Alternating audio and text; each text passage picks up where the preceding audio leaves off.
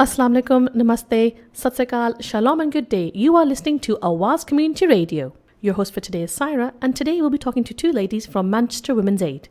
Now, if you'd like to get in touch with us, our phone number is 0161 839 9817. We're on Facebook, just type in Awaz Community Radio or tweet us at Awaz Radio 122. Our website is www.awazcommunityradio.com. You can email us awazcommunityradio@gmail.com. Thank you for tuning in to Awaz Community Radio. As I said, your host for today is Syra, and my guests are from Manchester Women's Aid, Elaine and Razina. Welcome, ladies, to the studio. Hello. Hi, thank you for having us. Thank you so much for coming in. Now, can you tell the listeners a bit more about what Manchester Women's Aid is and what it does?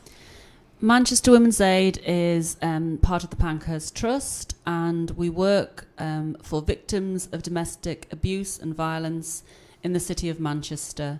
We have 5 refuges, we have an outreach service, and we have IDVAs who work with high-risk victims of domestic abuse. We also have a play service for children. Great, thank you. And what would you say is the biggest issue regarding domestic abuse? It's 2017. How big is the issue today? So domestic abuse is a big issue today, as it has been, I think, since time immemorial. Every week, between 2 and 3 women are murdered by their partner. It affects children who have lived in domestic abusive relationships. It affects women and men from all cultures. I think that we have a greater understanding of what domestic abuse is. Razina has some more current figures. Yeah, I'd just like to point out that there's no reliable national data on general incidence of domestic violence in the UK. That is due to a number of reasons, including underreporting of domestic abuse.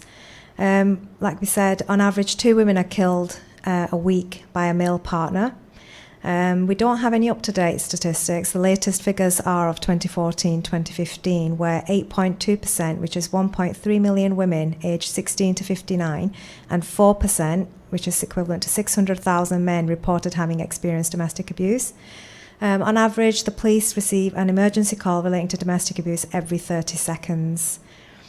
I mean, when we talk about we often say domestic violence and abuse because there's violence, and people tend to understand domestic abuse as violence, but there's financial abuse, emotional and psychological abuses, there's sexual abuse, there's honour and cultural abuse, there's FGM. All of these things are domestic abuse, and the perpetrator can be an intimate partner, but it can also be in-laws or grown-up children or siblings. So people often are experiencing domestic abuse, but they can't recognise it as such.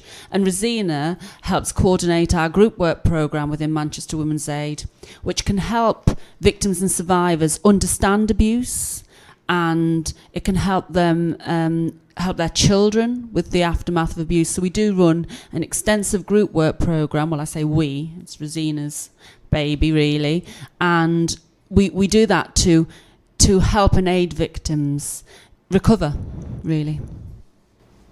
What would you say are the biggest obstacles that you face in this line of work? Funding. We have a variety of commissioners. Manchester City Council is one of our commissioners, and they help to pay towards our refuge service. As I say, we have 5 refuges for women and their children across Manchester. They also pay for some of our outreach work, which is for women who haven't fled to refuge, who remain within their own home, but we have an outreach staff team who go and see them. We have our group work programme, which is currently funded by the big lottery, but that funding is coming to an end at the end of October, which is very sad. We'll continue running group work, but we won't be able to run quite as much because obviously we were reliant on the money from the big lottery. We're constantly fundraising. We have a friend scheme if anyone wants to sign up, if they Google Manchester Women's Aid or the Pankhurst Trust Friends Scheme. We accept donations, we do charity runs, we're fundraising constantly to ensure that the people, and it is women and men and children who we help have the best possible service. So it's funding, it's changing legislation. Legislation frequently changes and we have to train up our staff team, we have to understand complexity of people experiencing domestic abuse. Quite a few people we deal with, I say quite a few, thousands, have no recourse to public funds, have insecure immigration status, don't have English as a primary language or any English at all on occasion, and also they're very traumatised. So we have to be holistic in our approach, but we're constantly chasing the money. Now, Manchester Women's Aid is part of the Pankhurst Trust. Can you tell us some more about what the Pankhurst Trust does? I'm glad you asked. We amalgamated in about 2014. The Pankhurst Centre was a separate charity to Manchester Women's Aid. It was in some financial difficulty, but it is the home of the Pankhursts, Emmeline Pankhurst and Christabel and Adela and Sylvia, of course. And Sylvia's great-granddaughter is still our patron. She was being interviewed by The One Show in the Pankhurst Centre only yesterday, so that will be on the telly soon. So the Pankhurst Centre is a women's centre. We run a lot of group work from there. We have drop-ins where women can come and share experiences and food. We're having a potluck lunch tomorrow. What time is it, Razina? It's 12 till 2, so ladies will bring different foods from their origin, and it's basically getting everybody together, and they'll be able to share their stories. Mm-hmm. And so we also have a small museum, and the museum hosts the site of the first Women's Political and Social Union meeting, which was the birthplace of the suffragette movement. So that was in October 1903. We have a huge programme of events we're going to run with in 2018, which of course is the centenary of women over 30 with property getting the vote in the UK. Everyone else, that would have included me, had to wait to 1928. So we have events, we have art events, and we also host, we're the home of Manchester Rape Crisis. We have a food bank. So the Pankhurst Trust has lots of activity going on, and Manchester Women's Aid is obviously part of that community. Brilliant. So you've already touched on some of the things that are going on. And does Manchester Women's Aid have any projects or campaigns running at the moment? Well, we have a very interesting project running at the moment, which is called Women's Words. So any woman with experience of living or growing up or being educated in Manchester can go to the Women's Words website and write 1,000 words about their experience of being in Manchester. So that is, it's not a competition, it's something where any woman can submit and they will become part of a digital archive, and some of the work will be chosen to be part of our Reimagined Suffragette magazine. We campaign against violence against women and girls, so we're involved in several campaigns at the moment. We are a charity that firmly believes in equality and diversity, and we campaign constantly so that everyone has the same right of access to our services.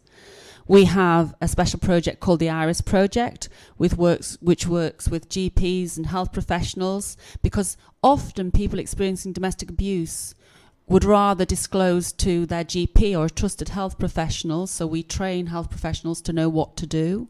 We obviously had the Sahara project, which was big lottery funded, and that was from women from BAME communities. We've got lots going on. Great. And how can our listeners help? I mean, you've already mentioned the Friends scheme. What other ways can our listeners get involved? They can donate through the Friends scheme. We've got a Just Giving page. If you look for Manchester Women's Aid Just Giving, they can donate that way. They can volunteer. We have quite an extensive volunteering programme, and we welcome people from anywhere, really, across Manchester to come and help volunteering at our drop-ins or with our group work or in our Heritage Museum. We also would like people to be aware of us, so that if they themselves feel they're suffering from domestic abuse, or a friend or relative, they would phone our referral line, and Razina has the number. It's 0161 660 7999. So if you think that you're suffering, because people don't know sometimes, that, they just want to talk to a friendly ear, they can phone up our line and have a chat with our referral worker who'll talk to them about their options or advise what a friend or relative might do. It's just about making sure you're aware and understanding that domestic abuse is wrong, whether you're a woman or a man. You shouldn't have to suffer from domestic abuse, so please think of us. Or even if there are any organisations that are involved, any other agencies, it could be school teachers, it could be your doctors, social workers, Family First, Early Help, anyone who feels that they could benefit from domestic abuse awareness, even they could refer us. Just call the line and we will send out a referral form. It's a risk assessment form, and they just email it back to us. We have lots of staff who speak community languages, but even where we haven't got a member of staff, we can use translation services to ensure that people get the exact service they need and that their needs are understood. So you can phone up when English is not even your third language, and we will try and ensure you get the help you need. Thank you so much to Elaine and Razina for coming in. Thank you, ladies. It's been really informative, and I wish you all the best with your projects and campaigns. And I hope our listeners do get in touch and get involved. Thank you. Thank you. You've been listening to Awaz Community Radio with your host, Sarah. If you have any questions about the issues raised today, please give us a call on 0161 839 9817. You can contact us via Facebook. Just type in Awaz Community Radio, or tweet us at Awaz Radio 122. Thank you for listening. Take care and have a good day.